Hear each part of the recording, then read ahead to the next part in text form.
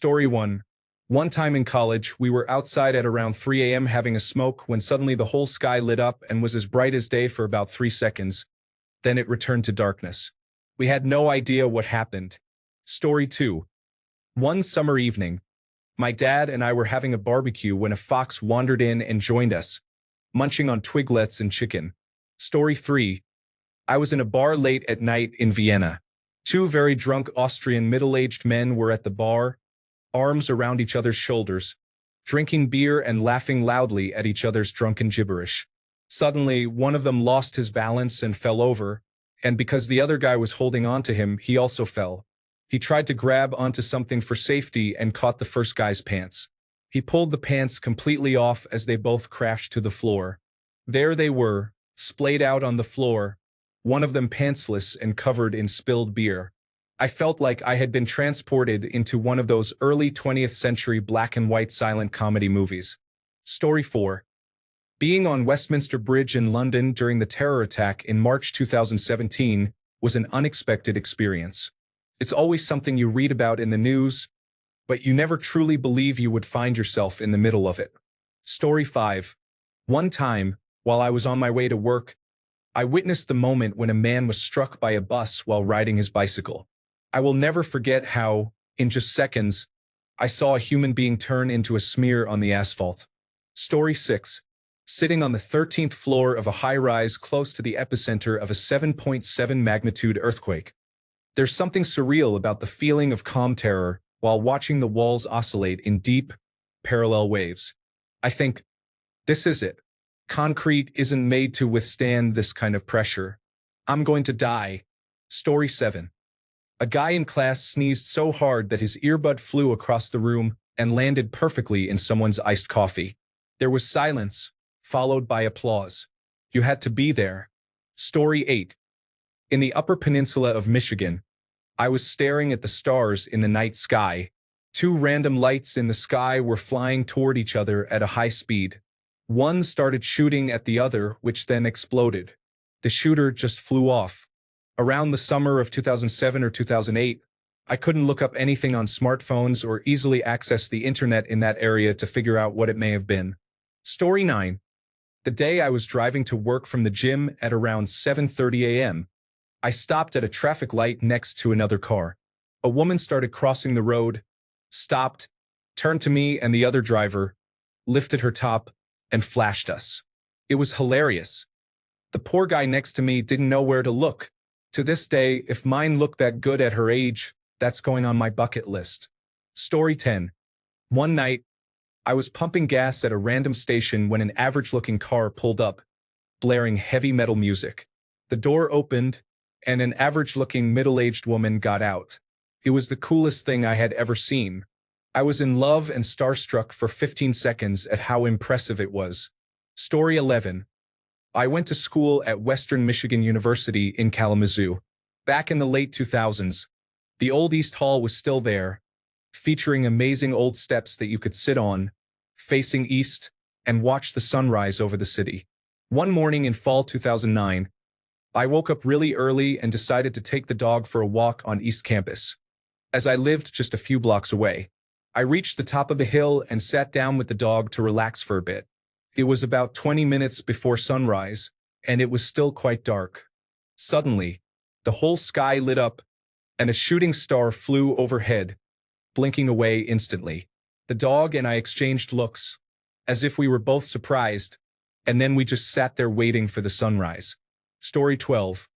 When a guy asked if I wanted to come in for a protein shake at the end of a date, it started with him asking for a sip of my Bloody Mary. I usually don't share drinks, but I obliged, thinking when he takes a sip, I'll say, "You can have that," and pretend like I want something else. Nonetheless, he took a sip that equated to him gulping half of it. So it was easier to just laugh and say, "You can have it." As if that wasn't bad enough, this guy had gotten there a bit before me and was already drunk by the time I arrived. Then, at the end of the date, which I could only politely endure for about 45 minutes, he asked me if I would take him home. On the way to his home, he tried several times to hold my hand in the car. It was so annoying that I had to use a serious tone as I yanked my hand away. When we arrived at his place, which was under 10 minutes from the bar, rather than pulling into the driveway, I pulled up on the side of the street and told him to have a good night. But he wasn't done testing my patience. First, he asked if I had to use the bathroom. I said no thank you. Then he asked if I could come in and meet his dog. I said that's all right. Then he asked if I wanted to come in and he'd make me a protein shake. I said no and laughed. As a last resort, he said, "Don't be afraid. I'm not going to harm you or anything." And he chuckled. I was already stressed for having said no in several different, passively polite ways, so I said, "I guess you could bring your dog out here and I'll meet him. I just don't feel like walking up your driveway." That worked as he walked to get his dog. The moment this guy stepped away from my vehicle and closed my passenger side door, I accelerated and drove away, never to return, and immediately blocked him. This was my craziest date experience. You had to be there. Story 13. Nobody is going to believe me. It's 1982, and a friend and I, both 12 years old, are walking along a quiet street in a sleepy suburb at 11:30 p.m. A limousine pulls up, the tinted rear window rolls down, and a random, attractive blonde wearing a bustier leans out the window. "Hey fellas, want to have a good time?" We were 12, broke, and completely oblivious to her invitation. We shrugged, and before we could say anything, the limousine drove away. Story 14. I was at a friend's wedding when suddenly the music cut, and the groom's elderly grandfather stood up for a toast. Instead of the usual sentimental remarks, he launched into an epic tale of every embarrassing moment he ever had with the groom. Laughter erupted louder than during the planned speeches, creating a bond among everyone that no wedding checklist could achieve. It was the moment we all reevaluated the importance of shared memories over cliches, a reminder that life isn't just what you celebrate on stage, but what happens in those heartfelt, messy moments off of it. Story 15. I guess when September 11th occurred, you really had to be there, and I mean anywhere on the planet to feel it. I had visited those towers. I am not even American, and I still vividly remember exactly the hours and days that followed. Story 16. Tripping while watching the sunrise on top of the tallest mountain on a small island in the South Pacific. Story 17. I was driving to a friend's house late at night when it was dark outside. I had only been to this friend's house once or twice before, so I was using a navigation app. It was a 2-lane road, 1 lane for each direction with houses lining one side. The speed limit was 45 miles per hour, and the road was fairly empty for the time of night, except for one car ahead of me. I glanced at the navigation app, and it showed the route to be completely clear, with no traffic or slowdowns, except for one small red, about 300 feet ahead indicating traffic was at a standstill. I could see that stretch of road, and there didn't appear to be an accident or any other traffic, so I attributed it to a glitch or something that had already been cleared from the road, until the car ahead of me slowed down to almost a complete stop, right at that red dot, and turned into their driveway. I know the technology exists to track where other drivers live and their general driving habits, but I didn't think it would be implemented. I'm sure it was caused by something other than that one car turning, but it sure seemed like the navigation app knew that person lived there and was aware they were going to stop exactly where the red dot was. Story 18. When I was a teenager in Ohio, a giant mall was being developed, and the first place to open was a Planet Hollywood movie theater. The film Wild Wild West was released, and they hosted a red carpet event. We all attended and had the chance to high-five celebrities like Shaquille O'Neal, Tom Arnold, Arnold Schwarzenegger, Leslie Wexner, and several Victoria's Secret models. Story 19. Midnight releases at GameStop. A group of exciting people waiting in all types of weather, my favorite being a hurricane approaching, all enjoying pizza and fries in line for the latest multiplayer game. Reading the manual in the car and inserting a disc after midnight on a school night was so much fun. Story 20. I was 16 years old when I worked as an usher during a Queen concert. I was able to see the audience during Radio GAGA before Live Aid. The whole show and the energy of the audience were amazing. Uriah Heep opened for them. I saw many great live shows while working as an usher, all before cell phones or digital cameras. I even got to meet Freddie. That story is for another day. Story 21. One time in class, A student sneezed so hard that he farted at the same time. Without missing a beat, he simply said, "Combo breaker." The entire class erupted in laughter. The teacher sighed, wrote "combo breaker" on the whiteboard, and continued the lesson as if nothing had happened. You really had to be there. Story 22. Jet aircraft fly overhead at the Olympics opening ceremony. You do not hear the jets. You feel the jets. Berlin Wall coming down. Story 23. I saw an unidentified flying object once. To clarify, I do not believe it was aliens. However, what it could have been remains a mystery, as I have eliminated all rational possibilities. The scenario: it was a July 4th party during my high school years at my friend's lakeside cabin outside of town. There were no city lights affecting our view, and we were not setting off fireworks at that moment. In fact, my friends and I were all in a boat in the middle of the lake, away from the house lights on the shoreline. At one specific moment, I looked up, and I was the only person in the group looking at the sky, so none of my friends can corroborate what I saw. It was a flashing light that crossed the entire sky in just a few seconds. It moved too quickly to be an airplane or even a satellite, which also do not flash. It was much faster than any meteors I have seen, and meteors do not flash regularly as this one did. What other explanations could there be? Story 24. All right, picture this. It's 2 a.m. I'm wearing a Snuggie and one Croc. My friend Kyle is dressed like a pirate for no reason. We're in a Waffle House parking lot, arguing with a raccoon over a chicken tender. A real raccoon who is, to be clear, winning. Then, from the shadows, a guy on a unicycle rolls by holding a Bluetooth speaker blasting, "My heart will go on." He yells, "Don't let him take the honey mustard," and just disappears into the night. Nobody else saw it. No one believes me, but I swear on my waffle, that raccoon gave me a look, like we shared a past life. I think his name was Gerald. Anyway, you had to be there. Story 25. Watching last year's total solar eclipse at the park in Montreal was incredible. When I hear people talking about it without enthusiasm, I think to myself, you just didn't see what I saw. Story 26. My grandma roasted an entire politician during Thanksgiving dinner and then sipped her wine like it was just another Tuesday. No one moved. Even the turkey paused. Story 27. I kicked a snail from my friend's backyard, thinking it would go up in the air and back into our yard. I heard it plop into the neighbor's tea. The guy said, "I think it's raining snails." Story 28. The Harry Potter fandom from 2007 to 2011 included fan meetups, online forums, and release night parties. It is easy to criticize Harry Potter now, and J.K. Rowling should have all influential platforms taken away from her and undergo intense de-indoctrination therapy. However, during the time of the book and film releases, the public's appetite for Harry Potter was something I do not think I will ever see again. Story 29. John Delancey narrated the recitatives in a production of The Magic Flute in 2012, north of Chicago. This included a moment where he pretended to be a tree and was then swarmed by 100 fans of My Little Pony and a dozen Star Trek enthusiasts afterwards. Story 30.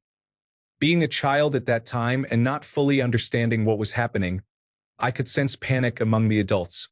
Created a strange mix of calm and anxiety. When the year rolled over, everything remained the same. I appreciate those who ensured it wasn't the world-ending disaster it was portrayed to be.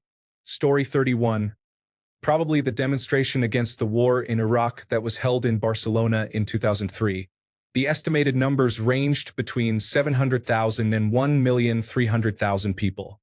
We were supposed to march from the top of Passeig de Gracia towards Glories, but by the starting time, it was so full that we couldn't really move. The avenues were packed from the starting point to the finish line. I have never seen so many people in my life, yet I still managed to bump into an American friend from New York City in the crowd. The second notable event was when lightning struck a factory where I was working. The roof was made of corrugated panels supported by large beams, and there was a mix of dust and fine plaster in that factory, as we were making plasterboard. The energy from the lightning must have hit in a very particular way, as a layer of dust detached from the roof and began to slowly fall, maintaining its shape like a three-dimensional duplicate of the roof. It gave the impression of a ghost of the building or a veil floating down. Eventually, it started to dissipate into a normal dust cloud. That was absolutely beautiful. Story 32. Standing on top of a mountain with my best friend. Shooting clays with our shotguns, we enjoyed the moment. Both unemployed and young, we found ourselves in an extraordinary scene. The clouds hung thick and low, creating an illusion as the clays dropped into an abyss. We observed diffuse lightning flashes above, though no thunder accompanied them. Throughout, birds of prey soared overhead. It felt like being in a real science fiction movie with my favorite companion. Story 33. I was in a meeting at work when someone's stomach growled so loudly that the room went silent. My manager looked up and said, "Honestly, same." We all nodded and ended the meeting early. No words, just vibes. Story 34. It has happened a couple of times that while I am camping, walking, or just about anywhere, real possums will come down from the trees and sniff me. I usually carry some type of fruit, and they always let me feed them. It's so random that I am called the Possum Whisperer. Story 35. The 2024 total solar eclipse was magical. You definitely had to be there. I felt like I was on a different planet. I want to travel to experience another one. Story 36. I was in a marketplace in my country when a clash occurred between two militias. It was a scary moment. Seeing everything unfold live felt like an action movie. Story 37. I threw a tennis ball from my front yard over the two-story house and landed it in a kiddie pool in the backyard. On purpose. First try. I also got a hole-in-one on a par 3. One bounce, then into the cup. There was a group of 4 walking by to another hole, and they all witnessed it. Unfortunately, 10 years later, my cousin, who I was playing with, is a narcissist and claims he doesn't remember it. I guess I didn't remind him enough over the years. Thank you for asking. Story 38. My first Tourette's tic occurred at age 13. I was playing basketball in a home game with people watching me. I went to shoot over a defender, and as I ticed, the ball went straight to the roof. At the time, I had no idea what Tourette's was and wouldn't find out until I was 23. I had always referred to my physical tics as twitches, and my vocal tics were just repetitions of words, which I called Jacob's tutu syndrome. Story 39. I was a sophomore in college. We had a cool circular building with all the science lecture halls in it. I left my Psychology 101 lecture a little early that day because I really needed to use the restroom. I knew if I left early when the lectures let out, I would make it to the bathroom without waiting in line. As I approached the restroom, I heard the sound of intense gushing water. I didn't think much of it until I opened the door to the ladies' room. There were 3 stalls and 2 sinks. No one was inside, but there was an inch of water on the floor, and it was rising quickly. I was completely dumbfounded when I went to the last stall and saw water shooting out of the toilet like a fire hydrant. I had never seen water come out of a toilet like that before. I just stood there for a moment, completely shocked. Not knowing what to do, I turned around and slowly walked out. By this time, the lectures had let out, and I started laughing uncontrollably. Everyone who tried to enter the bathroom after me probably thought I was laughing because I had something to do with the chaos inside. To this day, it still makes me laugh. I'm tearing up from giggling as I type this. I laughed the entire walk across campus to my friend's dorm. When I got there and told them the story, no one laughed, and I said, "You had to be there." I forgot all about needing the restroom after that. Story 40. It sounds absurd, but bear with me. When we were kids, a friend of mine and I were standing to one side chatting because we had already made it through to the next round. So, there we were chatting when we heard a scuffing sound like someone being kicked or a boot connecting with another boot. A split second later, we saw a kid on the receiving end somehow defying gravity and spinning through the air a few inches above the ground. I kid you not, this kid literally spun around in the air, arms and legs splayed out, but somehow wasn't falling down, he was just hovering. I have no explanation for it, but my friend and I still laugh about it all these years later. It was astonishing. Story 41. My friends and I were camping in Michigan, and 3 of us were under the influence of psychedelics while the 4th was our trip sitter. Around 2 a.m., We decided to walk to a nearby trail next to the campground. We first had to walk through a forest for about a quarter mile before the trail opened into a large field with the path forming a large oval about a mile long. We walked the trail, and as we reached the end and were about to turn back into the forest to return to the campground, we paused to talk for a moment. While standing there, we heard a tornado siren sound off in the distance at 2 a.m., even though there was no storm forecasted. We all panicked and ran back to the campground. To this day, we don't know why it went off. There was no military base or prison nearby and nothing in the news either. We still don't understand what that was about, but it frightened us greatly. Story 42. On the Kuwait side of the border between Kuwait and Iraq on the night of March 20th, 2003, I was sitting in my Humvee in a convoy of hundreds of army vehicles, dressed in full chemical protective gear with a gas mask. Looking up at the sky in the dead silence of the desert night, I heard the indescribable roar of cruise missiles flying directly overhead towards Baghdad, with troops in our convoy cheering at the sounds.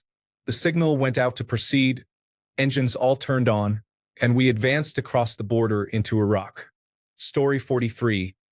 One time, my friend tripped over nothing, did a full spin midair, and landed in a perfect squat as if it were choreographed. We were crying from laughter but trying to act normal because we were in a very quiet bookstore. There was no way to explain it. It just felt different in the moment. Story 44. I've had some memorable moments for sure. One that stands out is when I helped my friend through a breakup. I wasn't just there for the tears.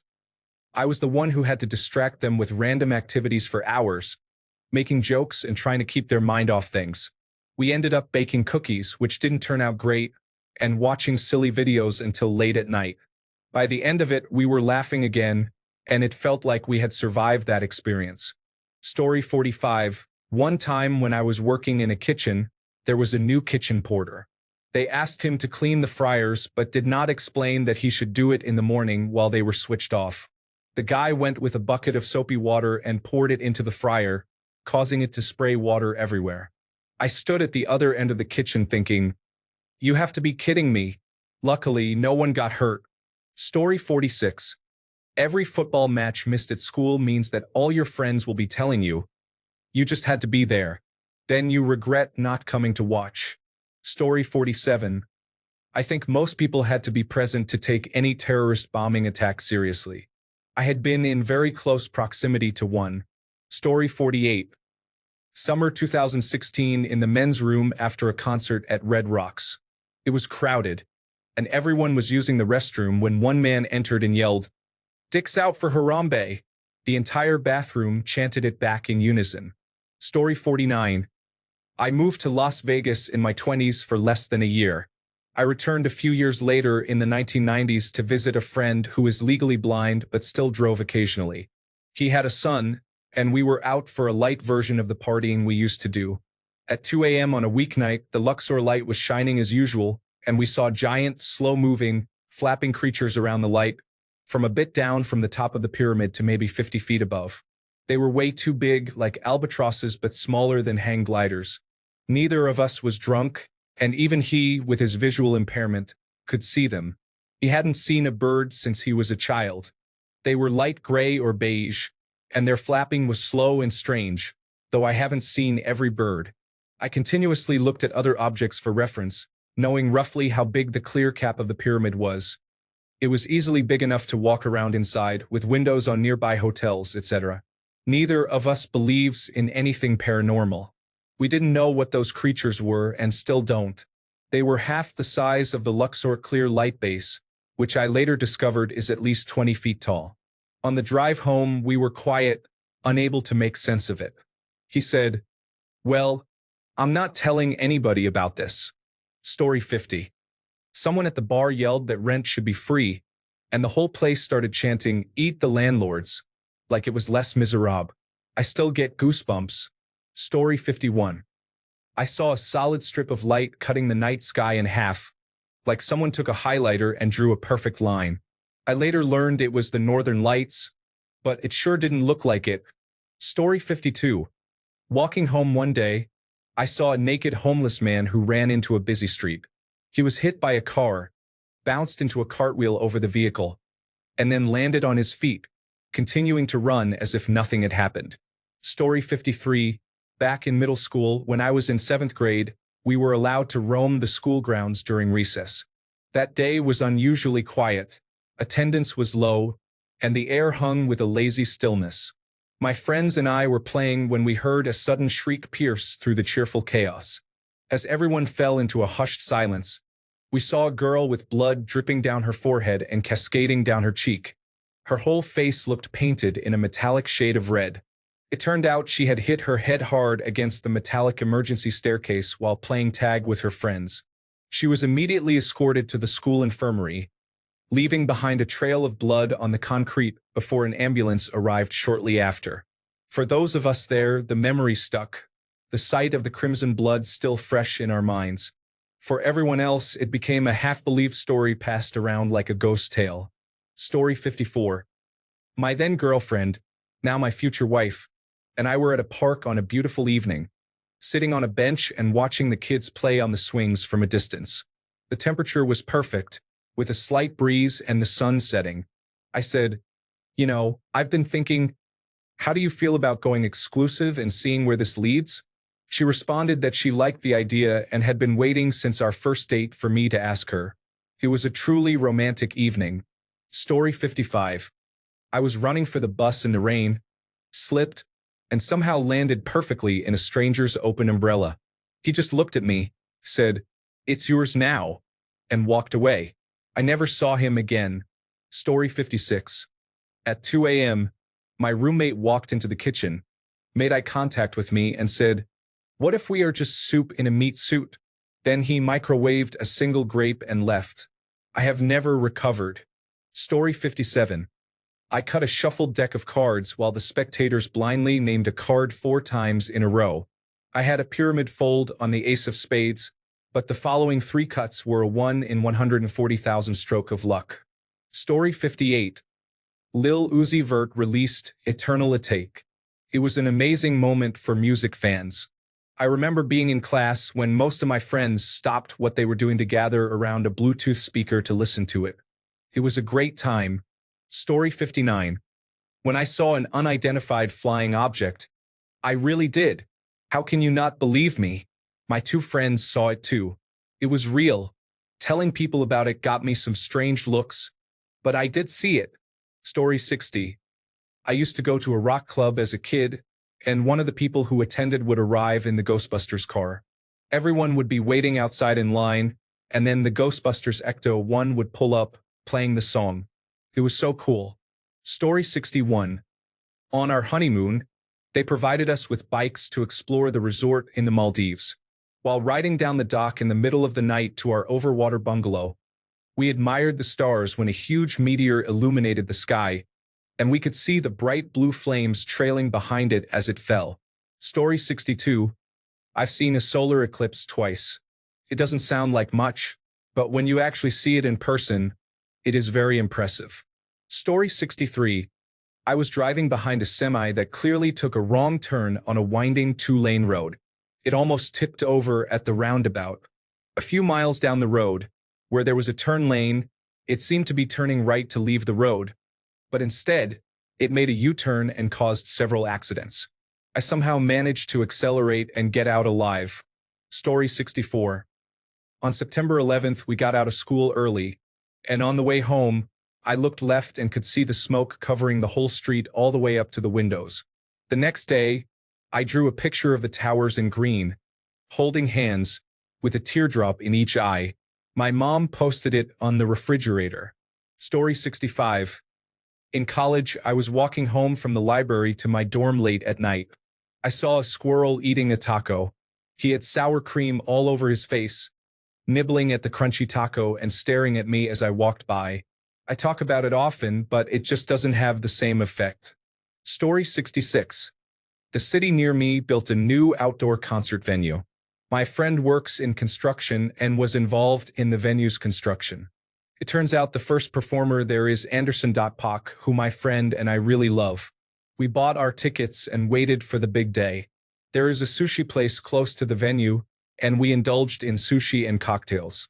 Not all of the venue was complete, and there was still some large construction equipment facing the stage. It was in a fenced area to which my friend had the key. We climbed the equipment and lit up some joints when the show started, enjoying a pretty cool view. After a while, we walked to the regular entrance of the venue and watched the rest of the show from there. Fast forward to the end of the show. We decided to leave about 5 minutes early to beat the traffic. We got into his truck and went to the locked fence. He tried to unlock it, but it didn't work. Someone had changed the lock, leaving us unable to exit with his truck. At this point, people were leaving and some officers were directing traffic. We spoke to an officer and explained what happened. My friend mentioned he worked on the venue and wanted better parking. The officer said he could radio it in, but we would have to wait until all the traffic was clear. We started to panic. We still had cannabis with us, and my friend had a legally owned firearm in his car. We were afraid we were going to get arrested for trespassing at the very least. My friend had the original key, but no one at the company knew we were parked there. Calling his boss would have put him in a tough position. We sat in his truck for about 30 minutes before we saw someone walking toward us. Turned out to be the owner of the venue. The officer actually radioed him and informed him of the situation. He spoke to my friend, thanked him, and shook his hand. The construction company my friend worked for rushed to complete the venue on time. He asked if we enjoyed the show and handed us a new key. Apparently, some officers saw some people on construction equipment, which was us, and changed the lock on the fence. It was an amazing show, and I felt incredibly lucky. Story 67. When I was 15, I was in love with a girl from another school. One day, I saw her riding on a bus, and without thinking, I screamed, "I love you," at full volume. The whole bus burst out laughing. My friends were dying, and random people around me were just staring as if to say, "What is going on with this kid?" Story 68. My husband and I did mushrooms on a beautiful sunny day with the blinds open. We were just relaxing about 3 hours into the trip when we were surprised to see a horse-drawn carriage galloping through our apartment complex parking lot. It looked like something you would see in New York City around Christmas, but it was the middle of July. I yelled at him to look because I thought I was imagining things. We both stood there in silence and then watched videos about horses online. Story 69. I was in middle school, 7th grade maybe, and we had visitors from a sister school in South Korea. Our school was in the United States. Anyway, it was an all-girls Korean school, so the visitors were all female. They put on a cool drum show and some other activities in an assembly. Later, we were all sitting in class, daydreaming about hanging out with the cool new Korean students, when my teacher told me there was someone asking for me in the hallway. I went out and it was a group of 6 or 7 of those girls. They were kind of giggling. I tried to explain that I had no idea what was going on. My family didn't sponsor any of them, and there must be a mistake. They handed me some souvenirs, a Korean coin, a necklace with a metal axe, and a mechanical pencil. Took a picture with me and left. Dumbfounded, I went back into class. My teacher asked me what that was about, and I just shrugged. That was it. I'm still not sure why they chose me. You had to be there. Story 70. Minneapolis, summer 2020, blocks away from where George Floyd was murdered. The helicopters hovered overhead, the sirens were constant, and smoke filled the air. Story 71. I once went to a bar in Brooklyn in the middle of a weekday afternoon. No one was there but me and the bartender, so I sat at the bar and had a couple of drinks. Then Cyndi Lauper and a few friends came in and sat at a table near the back. I was too shy to say hi, but for about an hour, I sat alone drinking at the bar with only her and her table there. Afterward, I left the bar, walked down the street, and found a small bag of marijuana taped to a pole. Later, I discovered there was a known wheat fairy leaving little bags of cannabis around New York City, and I had found one. It was a strange day but a fun memory. Story 72. I posted this recently on another AskReddit post, but here it is again. It was day 3 of a rave called Earthcore in country Victoria, Australia, and the event was held in a crater. I was there with my ex and a few friends, all of whom took LSD on the second night, while I, being allergic, didn't party anywhere near as hard as they did. After breakfast, I wandered around and met up with some other friends. We were just relaxing at their campsite and chatting when one of them said, "Holy cow, what is that?" and pointed. We all saw a twister coming down the side of the crater toward the camping area, destroying tents left and right. The twister passed right over us and demolished my friend's brand new 12-person tent while we stood there, dumbfounded. I have photos of the aftermath somewhere. My ex and the friends camping with us slept through it all. They didn't believe me until I took them over to our other friend's campsite, where they saw all the destroyed tents. Story 73, Williamsburg, Brooklyn, in the mid to late 2000s, during the height of the hipster and indie sleaze era, was both ridiculous and fun, albeit somewhat pretentious, just before everyone became hooked on their phones. Story 74. When I was 15 years old, I was in the shower with my girlfriend when my dad came in and began to assault us. He received only 3 years in prison because the police are ineffective at investigating in my country. He is free now, and I am scared for my life. No one believes that it happened. I think I have post-traumatic stress disorder because every time I am intimate with someone, I imagine him coming in again, and I lose my arousal. My partner gets upset, thinking I don't like her, but she doesn't believe what happened. I still feel his hands on me when I am showering. Story 75. Boot Camp. The stories you share with your fellow recruits are hilarious. When you try to tell them to someone else, you immediately realize how dull they sound without context. Story 76. The time I was driving on Interstate 70 east of Denver, there were 3 tornadoes in a line a couple of miles to the north. They were large enough and close enough to see the debris cloud at the bottom of each funnel. It was unbelievable. Story 77. A squirrel dropped a chicken wing from a tree, nearly missing me. It was a quiet morning, with birds chirping and the errant chicken wing falling from the sky. Story 78.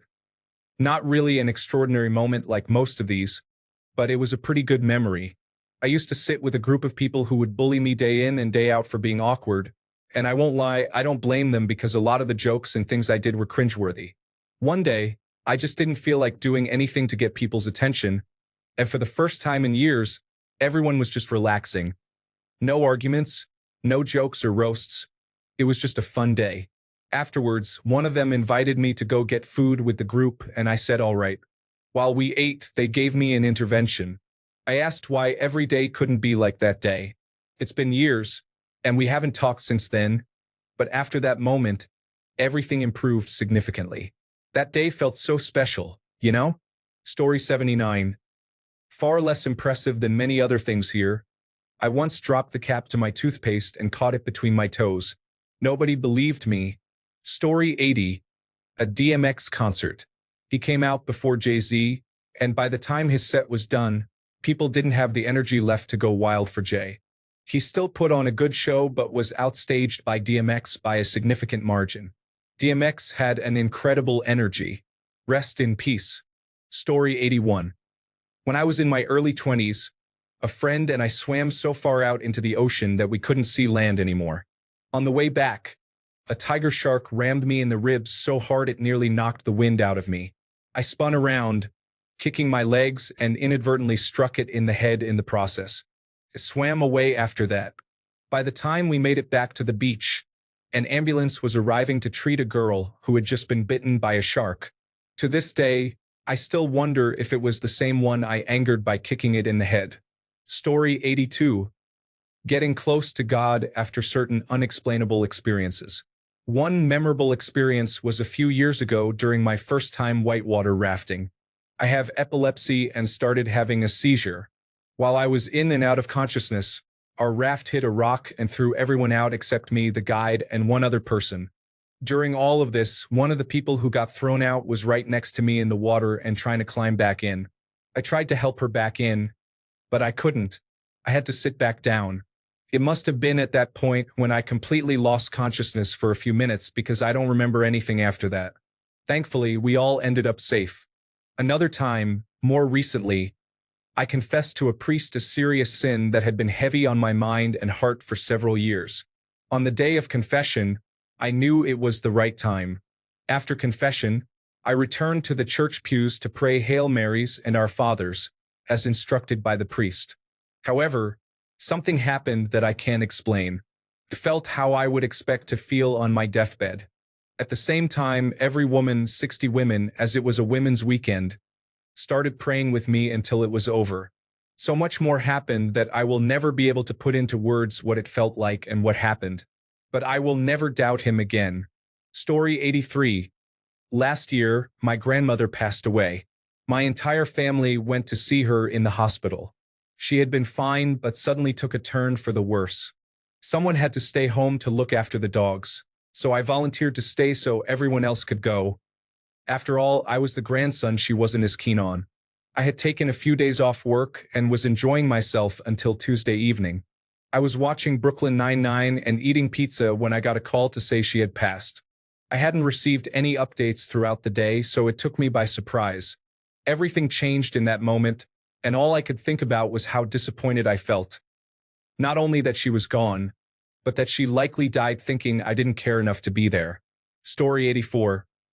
Back in our teenage days, we would hang out for hours in front of the building, sitting on the steps, drinking soda, talking about everything and nothing, and laughing. There were no phones and no real plans, just a raw sense of freedom and being completely in the moment. Story 85. I was at the Indianapolis 500 the year a Harrier jet performed the flyover. They always have impressive flyovers for Memorial Day weekend and to kick off the race. That year, instead of just flying over, the jet swooped low over the start-finish line, hovered, and slowly completed a 360-degree turn before shooting off into the sky. It was loud and unbelievable, and it took my breath away. This was before the widespread use of cell phone cameras, and I have never been able to find a video of it online. Story 86. I was homesick from the mumps and watched the assassination of John F. Kennedy unfold on television. It was scary and awful. My dad and I could hardly believe what we were seeing and hearing, but we knew it had to be true. Seeing the casket being removed from the plane with Jacqueline Kennedy and Robert F. Kennedy following behind was heartbreaking. Robert F. Kennedy had not been in Texas. When the plane stopped, he immediately climbed in the front door and rushed through the plane to find Jacqueline. When Lyndon Johnson and Lady Bird Johnson got off the plane, they stood together and he made a short speech. They both looked absolutely devastated. I don't think he was a good enough actor to have been involved. Several things were mentioned that day that haven't been written about often. One was a report of some men on a railroad track, I think. It was purported that they resembled some of the Watergate burglars. The other, to me, is more damning. Marguerite Oswald, the mother of the purported assassin, told an interviewer that her boy was working for the Central Intelligence Agency. The news interviewer and his cohort practically rolled their eyes at this. This actually makes sense, though, considering the family dynamics. The Oswalds were a bit of a dysfunctional family, and Lee was what we call nowadays a loser. If he were recruited by individuals who claimed to be from the Central Intelligence Agency, he was the type of person who would blab to his mother about how important he was to impress her despite his station in life. November 22nd, 1963, was a terrible day in our history. Story 87. I was hanging out with some friends on a very hot summer night. The stars were out and the air was so still that the humidity lingered. Suddenly, a bank of low clouds started passing overhead. The clouds were illuminated by the city lights, giving them a bright, mercury vapor glow, which made them stand out against the dark sky. The movement of the clouds was so fast that we were all stunned. There was still no wind at ground level, but whatever was carrying those clouds overhead had to be moving quickly. The cloud cover lasted for about an hour and a half, maybe two, before the stars reappeared as the other edge of the bank of clouds passed by. We watched them recede into the distance, marveling at their speed. Describing it doesn't really do it justice, you had to be there. Story 88. I saw a UFO while driving on a highway at 10 p.m. I had a passenger who saw it first. It landed behind some trees, then rose and took off quickly, flying north. This happened in 1995. Story 89. I was at the 2013 Boston Marathon. My dad and I had just left the finish line to go to a local bookstore right down the block to look at books while we waited for my teacher and guidance counselor to cross. About 20 minutes later, we decided to head back. and as we were just behind the street, we heard an extremely loud explosion and felt the ground shake. We quickly turned and started walking in the other direction. A few seconds later, we heard a second explosion, and at that moment, my dad picked me up and we ran. There was total confusion everywhere. We ended up walking home for 3 hours that day as all the subways and phone lines were shut down. When we got home, my dad hugged me and was crying. That was one of the only times I've seen my father cry in my life. Once we got home and the phone lines returned, my father spent the rest of the night calling everyone we knew. I was only 8 years old, but even to this day, I cannot comprehend or describe what we experienced that day. If we hadn't decided to kill time and go to the bookstore, my dad and I likely would have been seriously injured or killed. Always trust your instincts and intuition. Story 90. My dad and I saw a bright light at night over the cornfield behind our yard. We called for my mom, but it was over before she could see it. Nobody in the neighborhood seemed to have seen it except us.